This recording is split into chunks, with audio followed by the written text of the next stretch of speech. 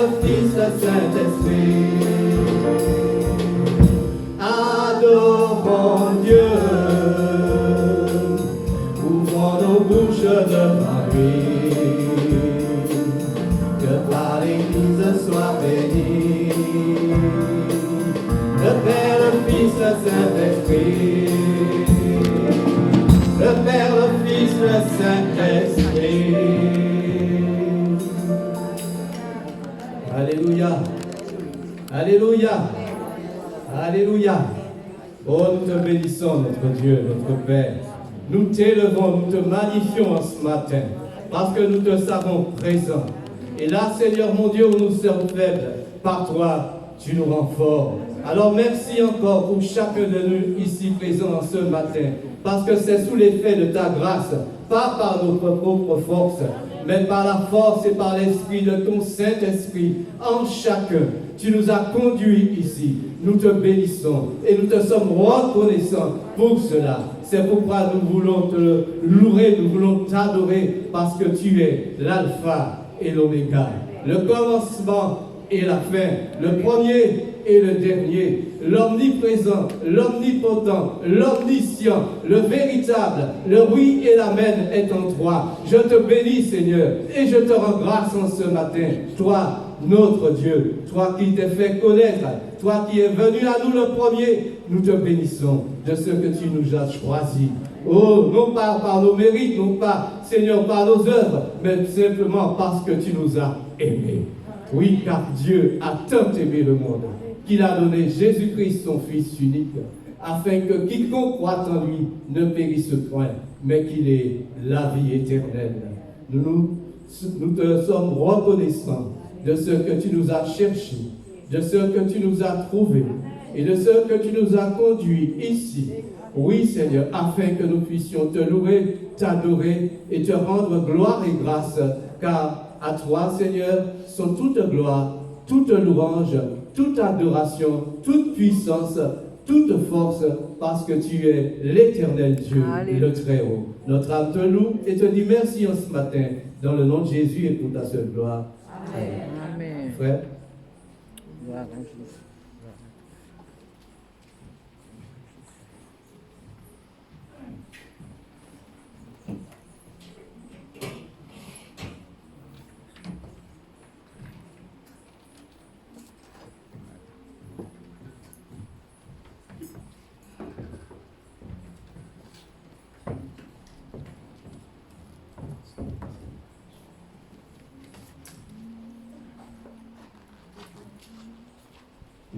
Bonjour bien-aimés, bonjour frères et sœurs, comment allez-vous?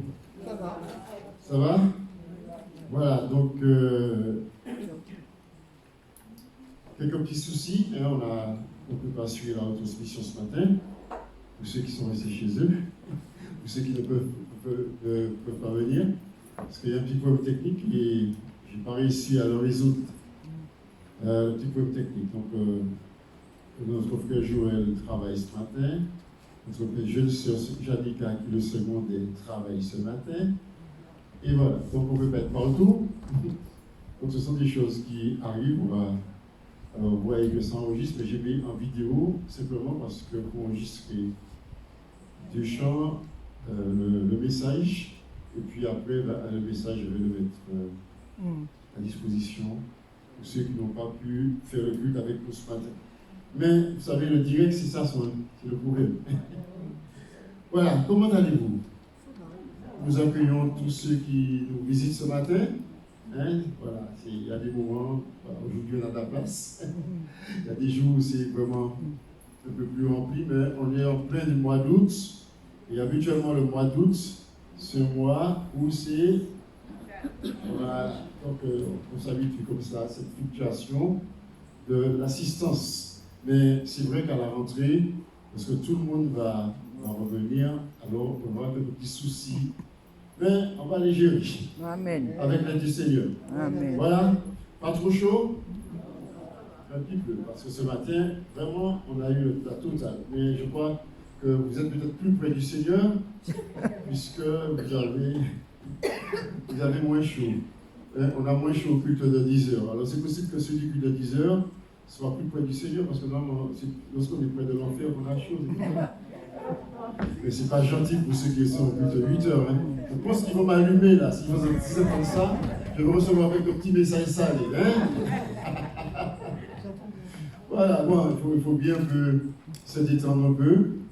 Voilà, en tout cas, que Dieu vous bénisse. Que Dieu nous bénisse dans ces moments. On vit des moments particuliers, on vit des moments compliqués. Nous-mêmes, il faut qu'on s'adapte, il faut qu'on avance. Et on veut avancer avec le Seigneur. On veut vivre notre foi, on veut encore continuer à partager notre foi. Que le nom de Dieu soit béni. Amen. Voilà, mes bien-aimés, dimanche dernier,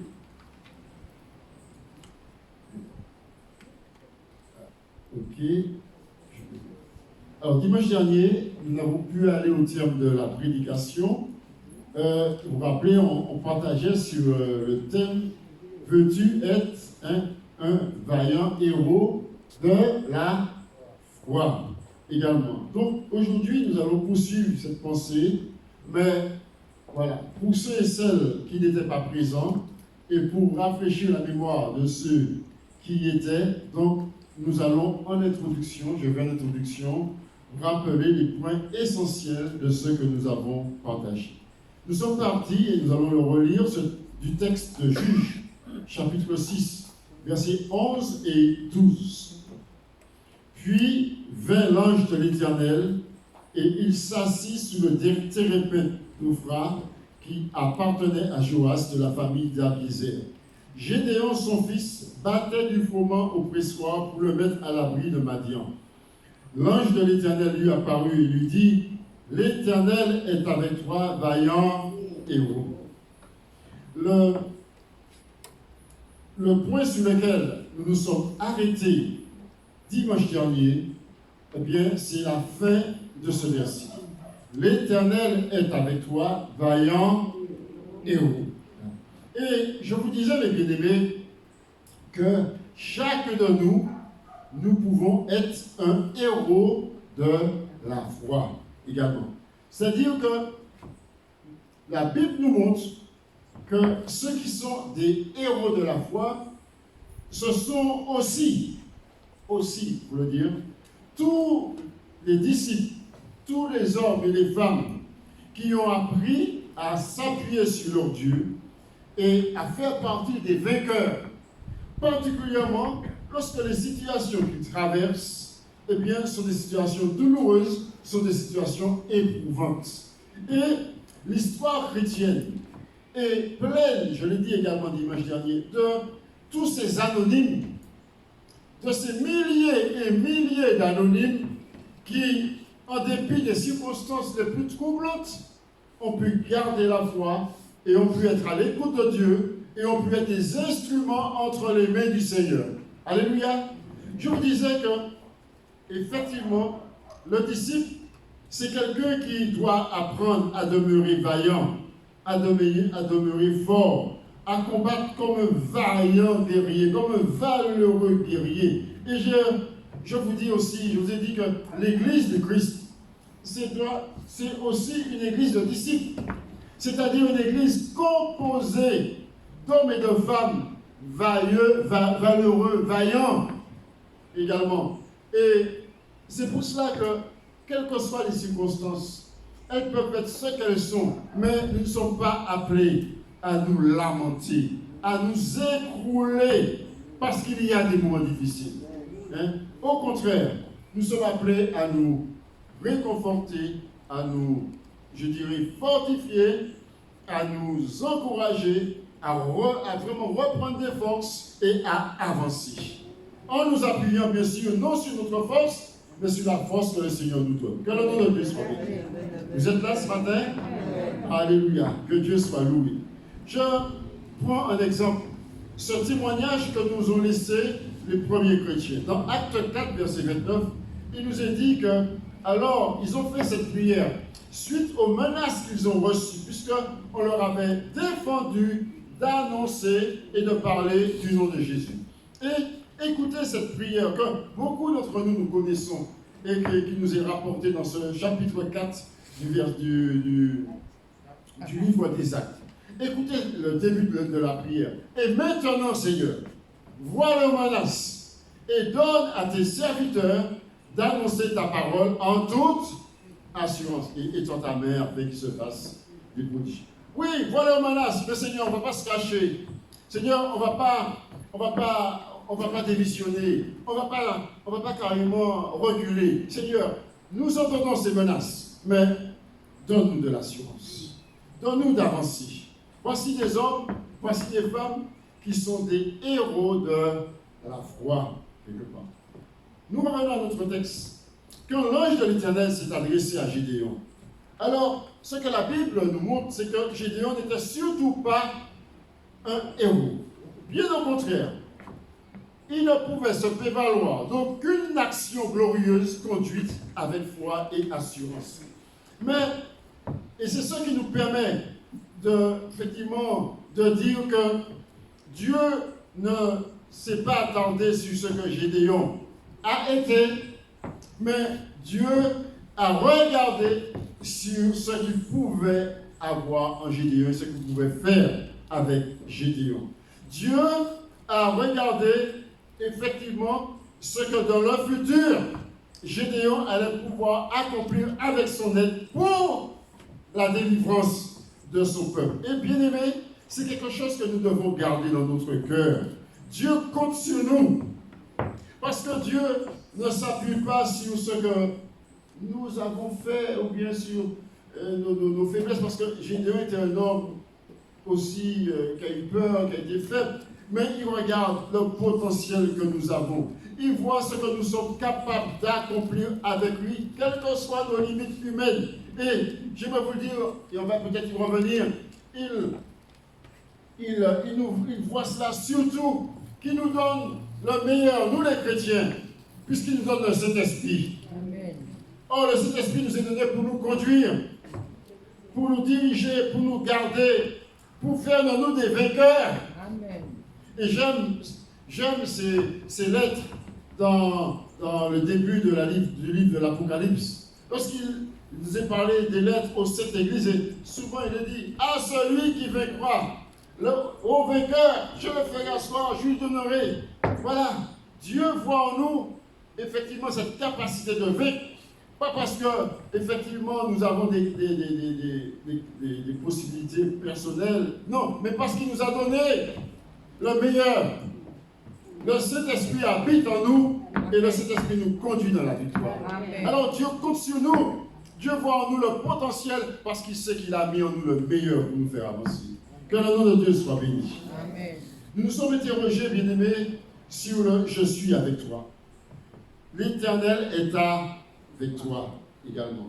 Et effectivement, il est toujours important pour nous chrétiens, pour nous disciples du Christ, pour nous enfants de Dieu, pour nous appartenant au peuple de Dieu, de nous interroger par rapport au fait, est-ce que Dieu est avec nous, est-ce qu'il n'est pas avec nous? Parce que dans l'histoire qui nous intéresse, Gédéon, mais l'histoire du peuple du temps de Gédéon, à un moment donné, Dieu n'était pas avec eux. La Bible nous dit qu'ils ont fait ce qui est mal aux yeux de l'Éternel. Et Dieu s'est éloigné également. Mais ensuite, ils ont crié à l'Éternel. Et Dieu est revenu. Il y a des moments où Dieu n'est plus avec nous. Parce que nous nous sommes éloignés de Dieu et Dieu à ce moment-là. Parce que nous n'avons pas respecté les conditions de son alliance. Dans son alliance, la condition était de respecter la loi, de l'honorer, de lui obéir. Dans l'ancienne alliance, Dieu nous a donné l'Esprit Saint. La Bible nous dit que si nous n'avons pas l'Esprit de Dieu, nous ne lui appartenons pas. Donc, parce que nous sommes son enfant, il nous a donné le Saint-Esprit. Et le Saint-Esprit est là pour nous conduire, pour nous avertir. Le Saint-Esprit parle à nos cœurs. Quand le Saint-Esprit est présent en nous, le Saint-Esprit nous interpelle. Lorsque les choses, effectivement, lorsque la parole est donnée, alors le Saint-Esprit utilise la parole pour nous corriger, pour nous ramener. Mais il arrive quelquefois que nous devenions sourds. Nous restions sourds à la parole, à ce que l'Esprit veut nous dire. Et la Bible nous dit, et c'est l'apôtre Paul qui nous dit, nous l'attristons. Et la Bible nous dit que nous arrivons même à les à l'éteindre. Ce qui veut dire qu'à un moment donné, quand le Saint-Esprit ne peut plus nous ramener, quand il ne peut plus nous parler, quand il ne peut plus nous corriger, quand il ne peut plus agir comme cela lui a été demandé, alors il n'y a plus son action. Les conditions ne sont pas réunies. Et Dieu n'est plus avec nous, puisque nous sommes dans la désobéissance, puisque nous sommes loin de Dieu, puisque nous n'écoutons pas Dieu, quelque part. Donc c'est important, effectivement, que nous soyons conscients de ça. Il faut que nous sachions, est-ce que Dieu est avec nous? Est-ce que Dieu n'est pas avec nous? Mais quand Dieu est avec nous, alors Dieu voit en nous un héros de la foi. Que le nom de Dieu soit béni. Amen. Que le nom de Dieu soit béni. Être un héros de la foi, mes bien-aimés, ce n'est pas se prendre pour quelqu'un d'indispensable pour Dieu. Parce qu'il y a une chose que nous devons toujours comprendre en tant que chrétiens, et c'est que Dieu n'a pas eu besoin de nous pour pouvoir effectuer sa création.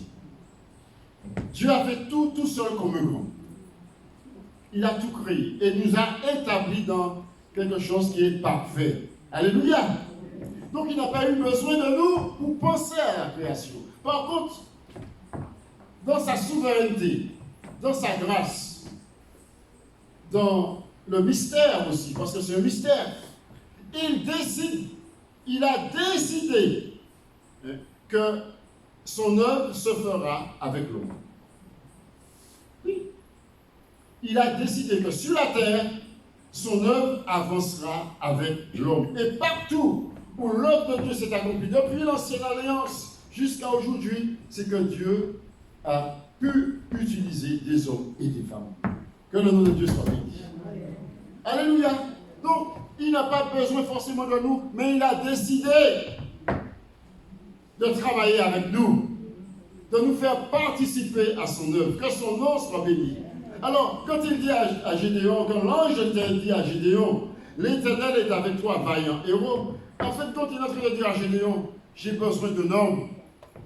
Le peuple crie, j'ai changé d'attitude vis-à-vis du peuple. Je m'étais détourné, je m'étais éloigné, mais maintenant, le peuple revient, je reviens, mais il me faut d'un homme. Est-ce que vous pensez que Dieu nous parle en un seul geste, il n'aurait pas balayé Madian? L'Écriture nous montre que, effectivement, est-ce que vous pensez que devant la mer Rouge, Dieu avait besoin de Moïse pour pouvoir? Mais il a fait Moïse participer. Moïse a élevé le bâton. Il a fait Moïse participer à son œuvre. Que Dieu soit béni. Donc il lui faut un homme là, parce qu'il fait l'homme participer à son œuvre. Et jusqu'à aujourd'hui, c'est comme cela. Donc cet homme, effectivement, il a choisi Gédéon dans sa souveraineté pour accomplir cette œuvre de délivrance. Et voilà, et c'est là que commence le chemin d'un héros de la foi. C'est au moment où Dieu le sollicite. Et c'est au moment où le Saint-Esprit parle à son cœur. Au moment où le Saint-Esprit dit, j'ai besoin de toi. J'ai besoin de toi dans cette œuvre-là. J'ai besoin de toi dans ce lieu-là. J'ai besoin de toi dans cette action-là. Mais bien aimé, ça peut être des petites actions comme cela peut être des grandes actions. Ce qui est important, ce n'est pas les petites ou les grandes. Ce qui est important, c'est d'avancer, d'accomplir avec Dieu quelque chose qui fera avancer son œuvre. Amen. Alléluia. Et en cela, nous sommes des héros de la foi. Parce que nous croyons en Dieu, nous nous appuyons sur lui, nous avançons avec lui. Que Dieu soit béni. Si vous voyez l'histoire du salut, Dieu a préparé tout l'avènement du Christ. Il a préparé ça au travers de l'histoire et en utilisant des hommes jusqu'au bout. Parce qu'il fallait que le Christ naisse dans des conditions bien précises de son peuple, etc. Et Dieu a fait concourir l'histoire pour que les choses se fassent. Et l'histoire s'est faite avec des hommes. Jusqu'à la fin. Et il y a eu Marie. Que Dieu soit béni. Mais elle a été une héroïne de la foi. Dieu l'a utilisée. Dieu l'a utilisée. Que Dieu soit béni pour cela. Et que soit béni pour simplement son obéissance, son humilité, l'acceptation, malgré les difficultés de son époque. Également, qu'elle soit bénie pour cela. Mais surtout pas qu'elle soit idolâtrée. Parce que, à ce titre, eh bien, il faudrait peut-être idolâtrer aussi d'autres. Elle a été la servante du Seigneur. Comme nous dit, le dit si bien l'Écriture. Comme nous le dit si bien. Mais voilà, Gédéon, Dieu l'a appelé pour qu'il soit le serviteur de son Dieu. Et Dieu nous appelle pour que nous puissions être aussi des serviteurs, des servantes, quelque part. Partout, bien aimé, Dieu appelle des hommes, des femmes, leur donne des dons à certains et à d'autres, pour que, quelles que soient les situations, alors ils puissent être à son écoute et dire, Seigneur, voilà, Gédéon, je suis avec toi. Un tel, je suis avec toi. Un tel, je suis avec toi. Hein? Vaillant héros de la foi. Que le nom de Dieu soit béni. Que le nom de Dieu soit béni. Alors, oui, Dieu voit tous les besoins de son œuvre. Il voit tous les besoins. Il voit tous ceux qui sont dans son royaume. Et c'est pour ça que quelque part, nous devons comprendre que l'œuvre de Dieu, c'est quelque chose d'immense. Quand vous regardez l'œuvre de Dieu dans sa dimension universelle, dans sa dimension mondiale, vous voyez que c'est quelque chose de très grand. Souvent, nous ramenons l'œuvre de Dieu à notre conception, voilà. Nous faisons partie de l'œuvre de Dieu, mais nous sommes dans une infime partie. Mais c'est dans cette infime partie que le Seigneur a besoin de nous. Pour faire sa part, comme il a besoin d'autres pour faire leur part également. Donc, Dieu voit tout, il voit son œuvre. Il voit son œuvre, hein, et il voit tous les besoins de son œuvre. Hein, et il voit qu'il a besoin d'ouvriers. D'ouvriers. C'est d'hommes et de femmes. D'hommes et de femmes qui sont à son écoute et qui sont prêts à lui dire, mais je ne sais pas où tu m'amènes, Seigneur, mais je suis capable, je suis prêt à aller avec toi. Hein? Je te fais confiance. J'avance avec toi. Que le nom de Dieu soit béni. L'Éternel est avec toi, vaillant, héros également. Alors, qu'est-ce que Dieu voit en nous? Qu'est-ce que Dieu voit en nous? L'Éternel est avec toi, vaillant. Je vous ai dit que Dieu, quand il a regardé en Gédéon, quand il a vu en Gédéon, il a vu le potentiel. Il n'a pas vu parce qu'il était le plus pauvre, sa famille était la plus petite. Lui-même, il mettait des animaux à l'abri pour se protéger également. Ce n'était pas forcément le plus amené à être guerrier également. Mais Dieu voyait quelque chose en lui. Dieu voyait le potentiel. Qu'est-ce que Dieu voit en nous? Et là, j'aimerais insister sur cela. Pourquoi? Parce que nous, il y a quelque chose sur lequel nous devons faire attention, nous en tant que chrétiens. Vous savez, quand nous voyons, surtout lorsque nous sommes dans un cadre, je dirais, limité, où nous nous connaissons bien, où nous connaissons nos histoires, nous connaissons notre passé, le passé de nos parents et le passé de nos grands-parents également. Nous connaissons tous la descendance et l'ascendance, quelque part. Nous connaissons les erreurs, les égarements également de ci et de là. Écoutez-moi, sur 40 ans, sur 50 ans de vie, quand je dis 50 ans de vie, ça veut dire quelqu'un qui a 70 ans. Hein, parce que je ne considère pas à partir de 20 ans. Sur 50 ans de vie, vous voyez le nombre de fois que vous avez l'occasion de faire des choses pas très clean. Hein? Ah oui. Si on écrivait notre histoire, oui, il y a tellement de choses que nous avons. Il y a des choses bien, il y a des choses moins bien. Du 50 ans de vie, on a des histoires. Alors, quand je dis, ce n'est pas forcément 50 ans de vie avec le Seigneur. Hein. Dans ces 50 ans de vie, peut-être qu'il y a peut-être 20 ans de vie avec le Seigneur, puis il y a 30 ans de vie. Mais souvent, qu'est-ce qui se passe? Eh bien, on nous regarde avec le passé. Vous voyez? C'est-à-dire le casier judiciaire. Est-ce qu'il est vierge? Et je vais vous dire quelque chose, mes bien-aimés. Vous voyez, Dieu ne nous voit pas avec notre casier judiciaire. Il nous voit au travers de l'action qu'il a faite en nous, de justification, de lavement de nos péchés anciens, hein, du fait que nous devenons une nouvelle créature en lui. Et il voit qu'il a mis en nous son esprit. Et qu'avec cet esprit qu'il a mis en nous, alors nous pouvons faire de belles choses avec lui. Amen. Que le nom de Dieu soit béni. Amen. Alléluia. Amen. Que le nom de Dieu soit béni. Amen.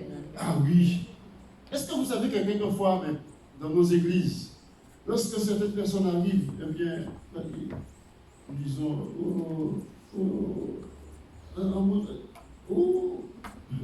attention. Comme je disais ce matin dans le culte de 8 heures, vous savez, vous imaginez que la femme samaritaine arrive dans nos églises? Nous, on a des sœurs de bonne facture, respectables, chapeau, bien coiffées, bien voilées, bien mariées à un seul homme. Vous voyez la femme samaritaine qui arrive. Vous voyez? Qu'est-ce que vous faites pour les femmes? Vous regardez vous pour votre mari.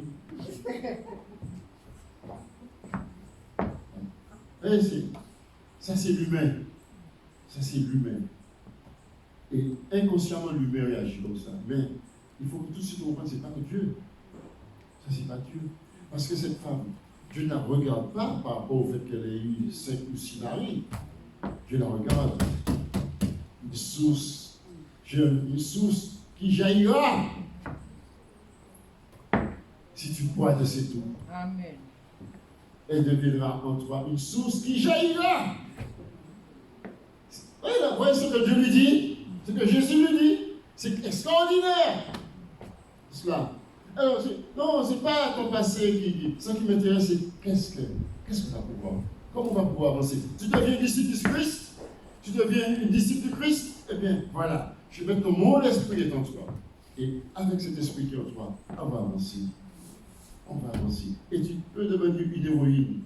Tu peux devenir un héros de la foi. J'ai quelque chose. Amen. Alléluia. Amen. Que Dieu soit béni. Amen. Que Dieu soit béni. Vous êtes toujours là, mes bien-aimés? Voilà. Comme on a beaucoup de temps, puisqu'on est le dernier culte. Il n'y a pas de culte après nous.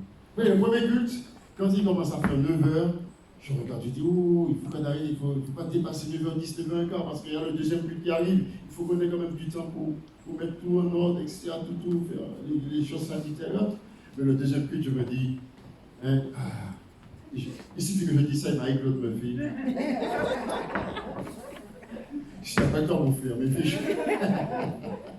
j'ai reçu le message de Marie-Claude, 5 sur 5. Alléluia.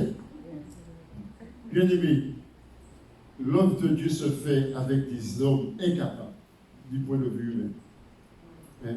Mais Dieu, avec des hommes incapables, met en eux son esprit et les rend capables. Amen. Hein? Parce que Dieu leur donne une force. Alléluia. Ce n'est pas la puissance de nos chevaux, ce n'est pas la puissance de nos paroles, ce n'est pas la puissance de nos actions bien agencées, de nos raisonnements bien construits, hein, de tous les plans que nous avons si bien préparés. Ce n'est pas uniquement par ce biais, même si c'est nécessaire de le faire quelquefois également. Mais nous ne devons jamais oublier la dimension de foi. Hein, la dimension de foi, la dimension de la main de Dieu, du surnaturel de Dieu, du Dieu qui va faire. Que le nom de Dieu soit béni. Amen. Alléluia. Si Dieu est pour nous, qui sera contre nous? Regardez, pour pouvoir bien comprendre ce que je viens de vous dire, Jésus a appelé 12 apôtres. Qu'aucun de nous, aucun leader digne de ce nom, dans ce monde nous ait choisi pour faire une équipe de management. Parce que ces 12 apôtres avaient la charge de faire l'œuvre la plus grande, la plus belle, mettre les fondements de l'Église. Moi, il y a des trucs que j'aime bien entendre les hommes politiques parler. Et quelquefois, j'entends ceux qui parlent de la République et ceci, la République et cela. Je suis d'accord, hein? Je suis d'accord, c'est un système politique qui existe, comme il existe d'autres systèmes politiques. Effectivement, la République, etc. Et on se dit, mais en fin de compte, ah oui, la religion, le machin, le ceci, le cela. Et souvent je dis, mais le christianisme, il a vécu avec les chefs de tribu, avec les Gaulois, avec les empereurs, avec dans les systèmes totalitaires. Hein? Il a vécu avec les rois, les mauvais rois, les barons, les gouverneurs. Il a vécu avec la République. Il a vécu sous des régimes communistes. Le christianisme a vécu partout. Amen. Pourquoi? Parce qu'il y a l'Esprit de Dieu. Amen. Parce qu'il y a l'Esprit de Dieu. Uniquement ça. Parce que cet esprit, alors, il n'a que faire des systèmes. C'est difficile. Certains ont payé de leur vie, mais le christianisme n'est pas mort. Parce que si c'était humain, ça fait longtemps que ce serait réglé. L'Empire romain, ça fait longtemps que c'est réglé. La royauté en France, ça fait longtemps que c'est réglé. Je ne sais pas si ça va revenir un jour. Hein? Ça donne pas. C'est la République aujourd'hui. Voilà. Mais ça peut être autre chose. Mais la foi en Christ, l'évangile, Amen. malgré toutes les erreurs du christianisme, ça continue. Malgré toutes les erreurs du christianisme, hein, les erreurs humaines, hein, ouais, ça continue. Que le nom de Dieu soit. Parce qu'il y a le Saint-Esprit. Que Dieu soit béni. Alors je vous disais, 12 apôtres qui vont devoir affronter une rude tâche, celle de mettre les fondements de l'Église également.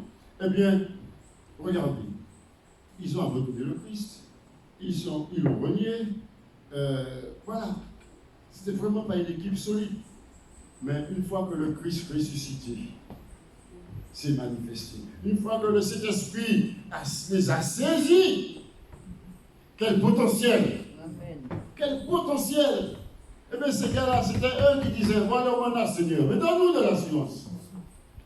L'Éternel est avec toi, vaillant héros de la foi. Alors, je vais terminer en disant que